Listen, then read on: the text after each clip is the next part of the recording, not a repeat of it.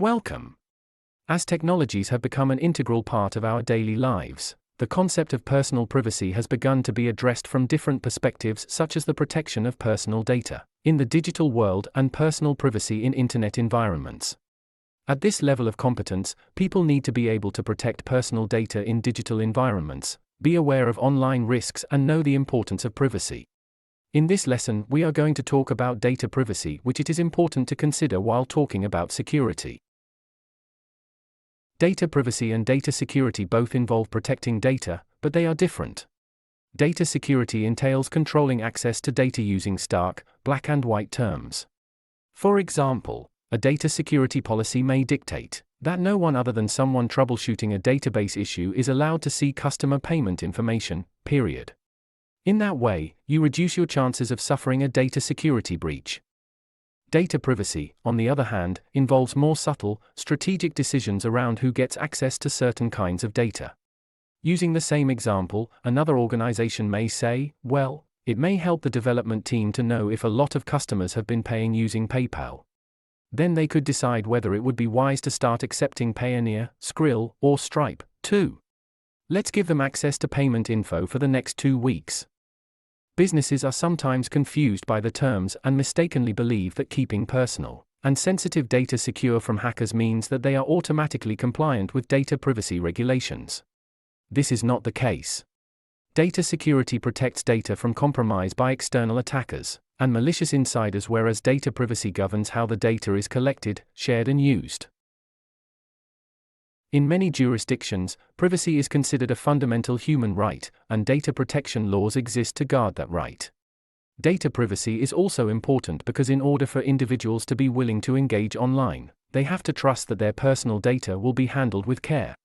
Organizations use data protection practices to demonstrate to their customers and users that they can be trusted with their personal data. Personal data can be misused in a number of ways if it is not kept private, or if people don't have the ability to control how their information is used. Criminals can use personal data to defraud or harass users.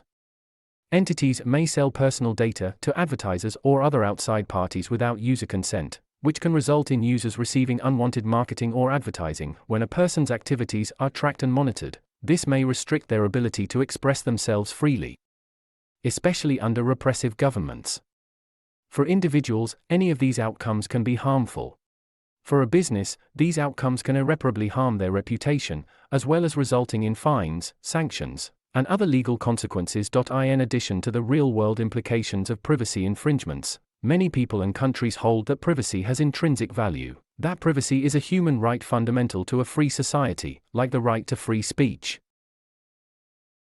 As technological advances have improved data collection and surveillance capabilities, governments around the world have started passing laws regulating what kind of data can be collected about users, how that data can be used, and how data should be stored and protected. Some of the most important regulatory privacy frameworks to know include: General Data Protection Regulation regulates how the personal data of European Union data subjects, meaning individuals, can be collected, stored, and processed, and gives data subjects rights to control their personal data, including a right to be forgotten. Many countries, such as Turkey, Estonia, Canada, Japan, Australia, Singapore, and others, have comprehensive data protection laws in some form. Some, like Brazil's General Law for the Protection of Personal Data and the UK's Data Protection Act, are quite similar to the GDPR. California Consumer Privacy Act requires that consumers be made aware of what personal data is collected, and gives consumers control over their personal data, including a right to tell organizations not to sell their personal data. There are also industry-specific privacy guidelines in some countries. For instance, in the United States, the Health Insurance Portability and Accountability Act governs how personal healthcare data should be handled. However, many privacy advocates argue that individuals still do not have sufficient control over what happens to their personal data. Governments around the world may pass additional data privacy laws in the future. Many of the existing data protection laws are based on foundational privacy principles and practices, such as those laid out in the Fair Information Practices. The Fair Information Practices are a set of guidelines for data collection and usage. These guidelines were first proposed by an advisory committee to the U.S.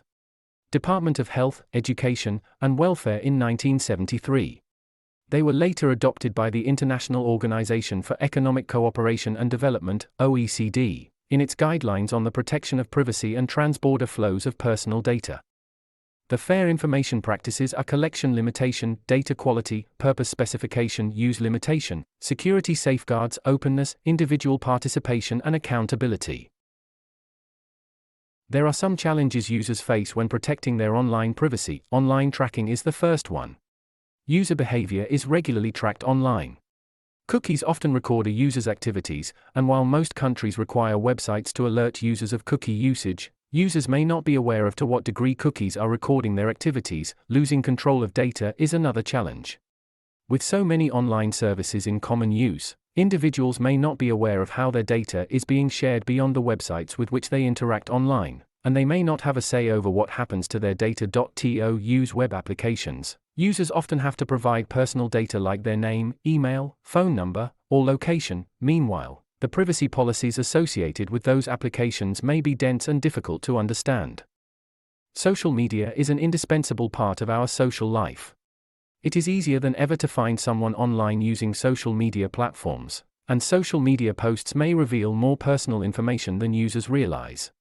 In addition, social media platforms often collect more data than users are aware of.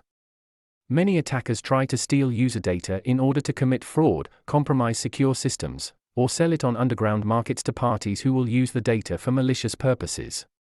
Some attackers use phishing attacks to try to trick users into revealing personal information. Others attempt to compromise companies' internal systems that contain personal data as cybercrime.